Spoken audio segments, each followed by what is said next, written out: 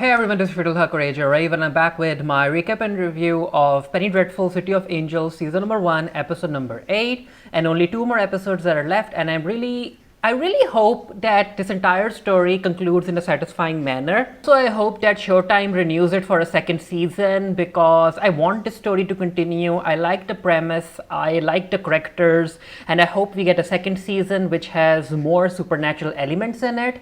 Anyway, coming to the episode, it opens with Tom burying his little pet hamster that Frank ended up killing, and Maria goes in to comfort him. And this is where Tom tells Maria that it's Frank who ended up killing the hamster, and Maria is like, Tom, I trust you. I trust you that it was Frank who did it, but I want you to never speak of this again in front of anyone else. And she ends up giving him her coyote talisman in order to keep him safe. And while that's happening, we see creepy kid Frank looking at both of them through the window. Then we move on to Santiago and Luis talking about their next plan. They are trying to figure out what to do with the situation because in the previous episode they found out that Charlton and Adelaide were working with Goss, a Nazi. So they decide that Lewis will go to the council while Santiago will go to the church and talk to Adelaide. In the next scene, we see that Charlton isn't happy about Beck wanting to replace him, so he storms into her office and he is like, Beck, what the heck do you want from me? Who are you going to replace me with? And this is where we get an answer from Beck, and Beck is basically telling Charlton that he is in this position because of his family name. Again, we don't know anything about Charlton's family, but Beck is tired of the system that allows incompetent people to secure places of power. So she wants Charlton out because according to Beck, Charlton doesn't care about anyone else except for him. And this is where Charlton goes in, and Charlton is like, Beck, I can see what you're trying to do. However, I'm going to warn you, I have very powerful friends. So of course Beck doesn't take kindly to his threat, and she ends up threatening Charlton with basically revealing that he's queer. And she's like, if you want to remain safe, if you want to remain respected, I need you to move away from my face. So of course Charlton isn't happy about it, and the show has been teasing or hinting that Charlton might end up having Beck killed. So let's see if that happens. Charlton comes into his office and he sees that Lewis is already there, and Lewis has been looking at the plan of the motorway in Charlton's office, and Alex is there as well. And Charlton is like, why are you here, detective? And Lewis is like, I need to talk to you because I know that you are working with Goss, who's a Nazi. And Charlton is like, oh, he's a Nazi? I didn't know about that. And basically Charlton lies to Lewis, and Lewis is like, Charlton, I would warn you that you are working with very dangerous people, and I hope you understand that. And of course Charlton doesn't necessarily listen to him, and he asks Lewis to leave and come back with a warrant if he wants to ask questions or snoop around. Before Lewis can leave the establishment, Alex comes in, and I was very surprised seeing that Alex ended up trying to bond with Lewis, and apparently she showed herself as a Jewish person, and she told Lewis that she'll help him. And I'm like, Lewis, don't fall for it, she's basically a demon. Over at Dr. Kraft's, Maria is taking out the trash when she sees Josefina waiting for her at the gate, and she goes to Josefina, and Josefina tells Maria that she is sorry for the outburst that she displayed in the previous episode, and she tells Maria that she will be moving out of the house because she wants to go and live in the temple. And of course Maria doesn't want Josefina to go, but Josefina is like, Mom, this is what I want, this is what I need, this is where I want to take my life to. So yeah, Josefina is out of the house. Maria, being heartbroken after what Josefina told her, comes back into the kitchen, and this is where Elsa is like, Maria, I saw you talking to a Mexican girl near the gate, so I hope you don't ever talk to a Mexican person ever again at the front gate, because I don't want neighbors to start talking. And I'm like, Elsa, oof, it's just not good. In another surprising moment, we see Peter Kraft going to meet his wife Linda at the asylum, and if you have been following my recaps and reviews, you would know that I was expecting Linda to have a bigger role in the narrative, and it turns out that she will have a role in the narrative.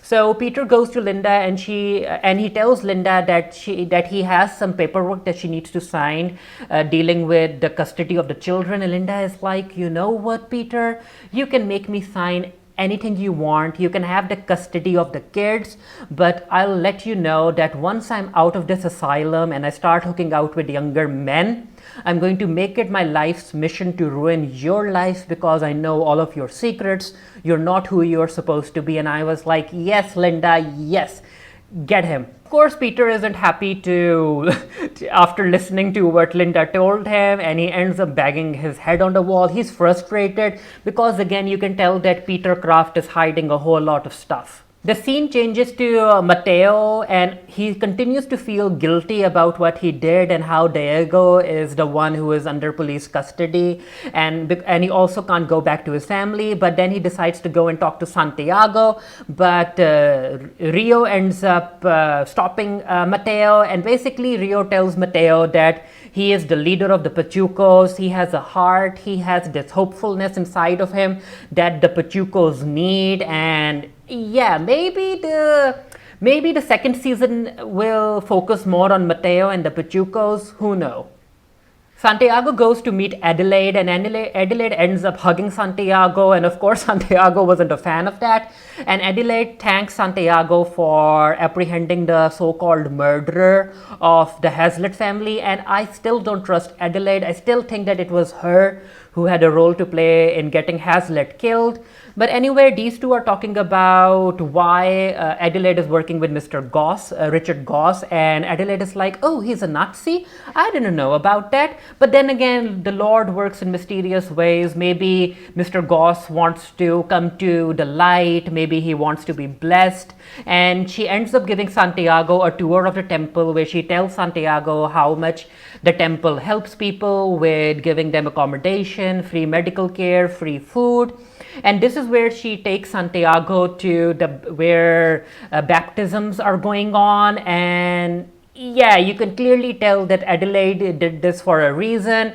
She makes Santiago look at Molly baptizing Josefina, and of course Santiago isn't happy about it. Adelaide also tells Santiago that Molly has a whole lot of secrets and he shouldn't trust her. There were men before Santiago and there will be men after Santiago, and basically Molly is the type of person who likes to go for stuff she can't have because of the excitement and the rush that she gets from doing such stuff.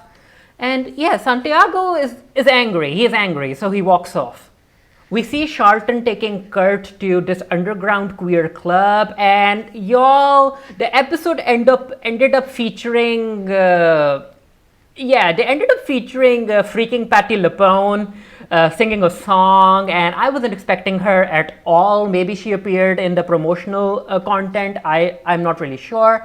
So while they're dancing, Charlton asks Kurt about queer life in Berlin, and Kurt is like, yeah, you wouldn't have that in Berlin because, again, Hitler wasn't a fan of the LGBTQ plus community. He wanted all of them dead.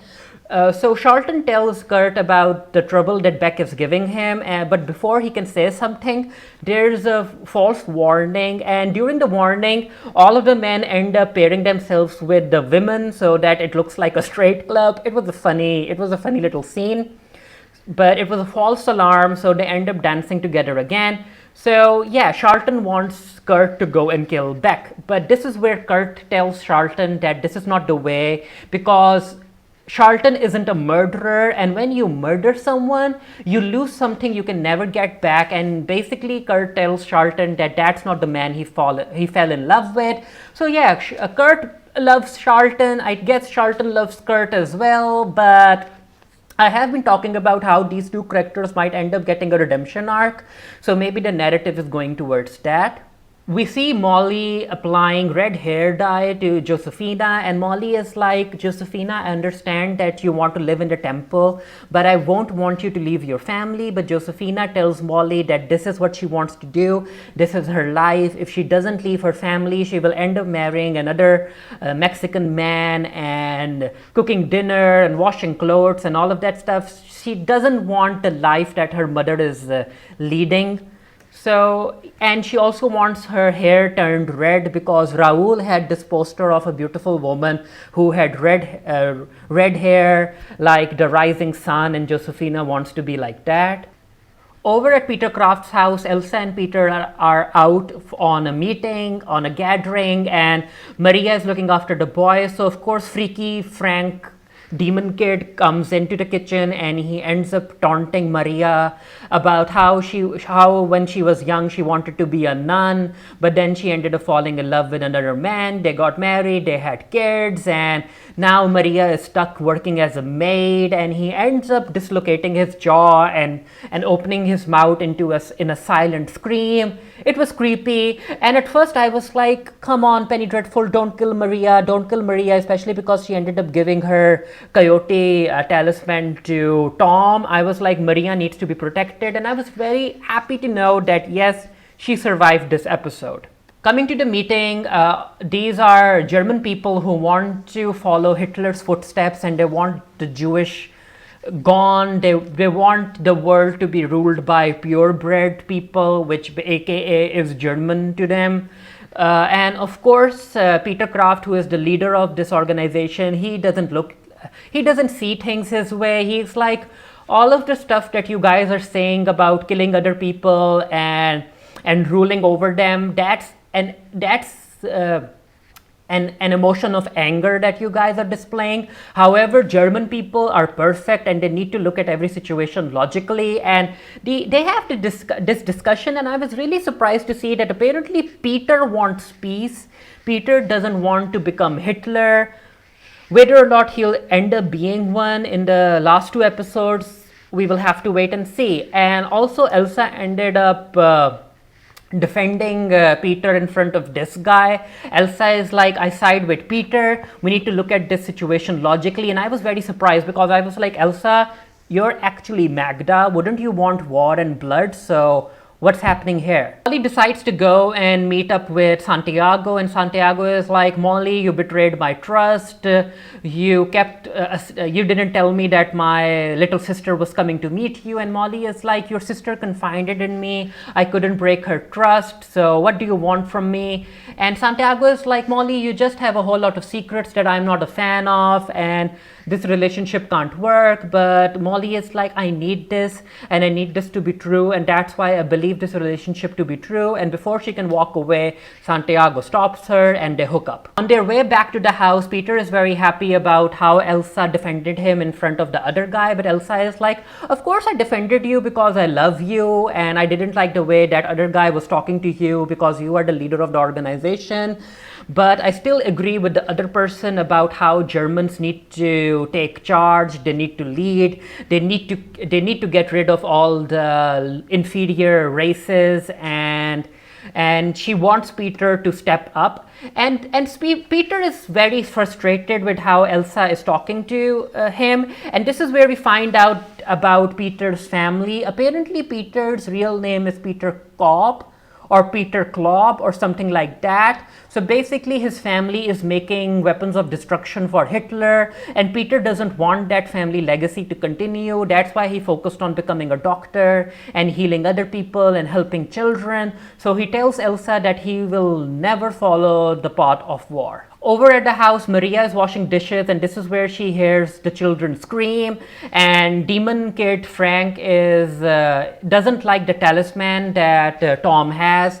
And yeah, this is where this episode turns into a horror episode where the light goes out, Maria has a torch, and she is trying to search for the children in a big house, and it's creepy. She ends up going into Tom's room, and this is where she meets her dead husband, and she's like, why are you here?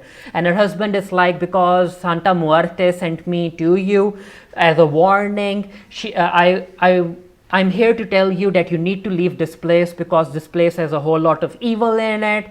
And at first, Maria understood what he was talking about, but then something clicked for her. She was like, you know what? I can see that you're the devil because my actual husband would have never told me to run away. So I'm going to stay here and I'm not leaving this family and I'm not leaving these kids.